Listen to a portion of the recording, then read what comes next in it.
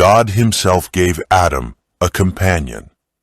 He provided an helpmeet for him, a helper corresponding to him, one who was fitted to be his companion and who could be one with him in love and sympathy. Eve was created from a rib taken from the side of Adam, signifying that she was not to control him as the head, nor to be trampled under his feet as an inferior, but to stand by his side as an equal, to be loved and protected by him. A part of man, bone of his bone and flesh of his flesh, she was his second self, showing the close union and the affectionate attachment that should exist in this relation. For no man ever yet hated his own flesh, but nourisheth and cherisheth it. Ephesians 5, verse 29.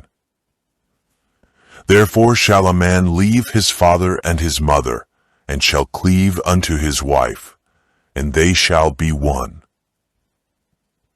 God celebrated the first marriage. Thus the institution has for its originator the Creator of the universe. Marriage is honorable. It was one of the first gifts of God to man, and it is one of the two institutions that, after the fall, Adam brought with him beyond the gates of paradise. When the divine principles are recognized and obeyed in this relation, marriage is a blessing. It guards the purity and happiness of the race. It provides for man's social needs. It elevates the physical, the intellectual, and the moral nature. And the Lord God planted a garden eastward in Eden, and there he put man whom he had formed.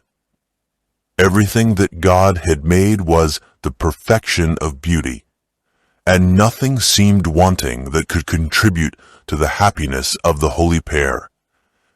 Yet the Creator gave them still another token of his love by preparing a garden especially for their home. In this garden were trees of every variety, many of them laden with fragrant and delicious fruit. There were lovely vines, growing upright, yet presenting a most graceful appearance, with their branches drooping under their load of tempting fruit of the richest and most varied hues. It was the work of Adam and Eve to train the branches of the vine to form bowers, thus making for themselves a dwelling from living trees covered with foliage and fruit. There were fragrant flowers of every hue in rich profusion.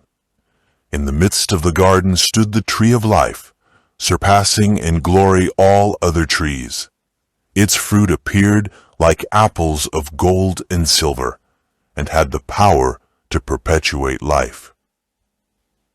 The creation was now complete. The heavens and the earth were finished in all the host of them, and God saw everything that he had made, and behold, it was very good. Eden bloomed on earth. Adam and Eve had free access to the tree of life. No taint of sin or shadow of death marred the fair creation.